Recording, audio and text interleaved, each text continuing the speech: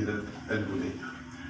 طيب أيضا نشكر أيضا الحاضرين الشعراء الأدباء كل باسمه ومقامه.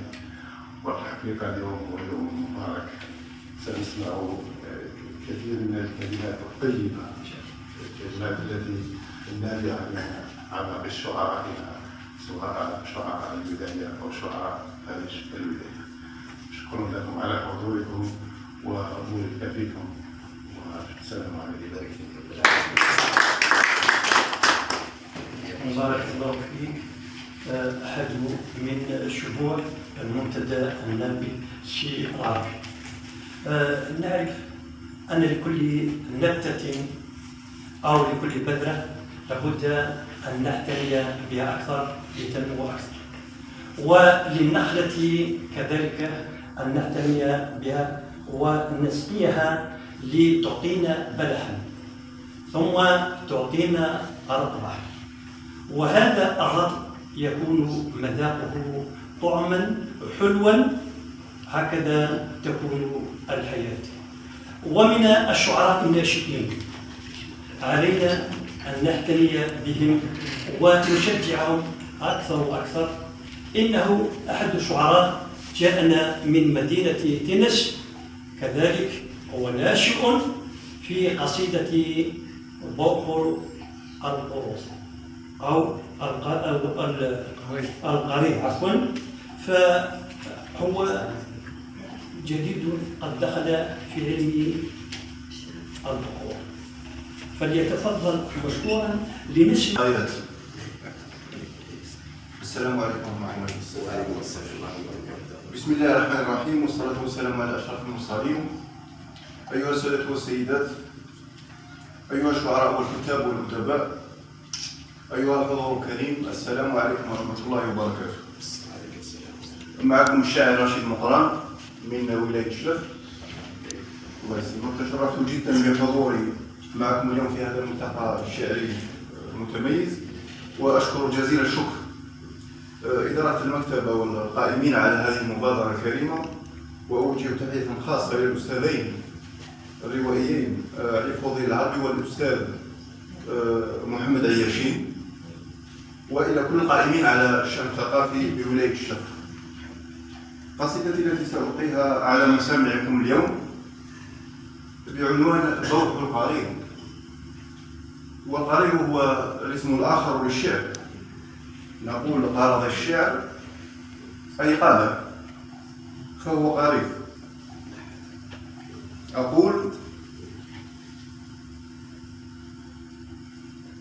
هل أنت مكلوم وجرحك غائر؟ هل أنت مكلوم وجرحك غائر؟ أم أنت مجنون وقلبك حائر؟ أم أنت مرعوب ونفسك ترتجي عتقا وتحسب أن حظك عاثر؟ أم أن أوزارا جنيت قطافها دارت عليك لوطئهن دوائر؟ أنت الذي آذيت نفسك مرة فغدوت في كرب ودمعك ظاهر.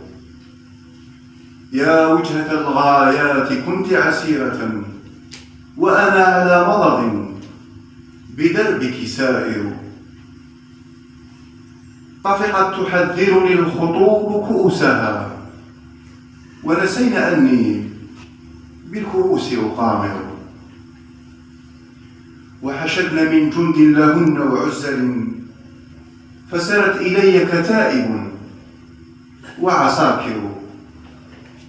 فضحكت حين أتينا نحوي برهة وحسبنا أن الند أرعى واكر. يا جند ما أنا غير فرد أعزل، والله فوقكم وفوقي قاهر. تبدل كلما بليت وثوب العز دوما ناظر. ووصيتي قبل الغدو فإنها بيت القصيد ودره المتناثر. لا تشك حالا لا يدوم زمانه، لا يشتكي من حال دار زائر. والجأ لربك إن طمعت بأزره، فلأنت منصور وربك ناصر. شكرا لكم. من اكتشفه ومن رافقه ومن شجعه، فأن يقيمه، أن نعطيه برنوس الشعر أم لا؟ فليتفضل أستاذنا الشيخ العربي يقول لنا كلمة في الغياب. هو الشاعر يعني يمكننا أن نلبسه لبس الشعر، وهو شاب في بدايات الحقيقة. أنا حقا دائما كنت أشجعه وكما رجوته أن يحضر معنا، أن يحضر الملتقيات، لأن قلت له إن الشاعر لا يكتب لنفسه، وإنما الشاعر يكتب للجمهور.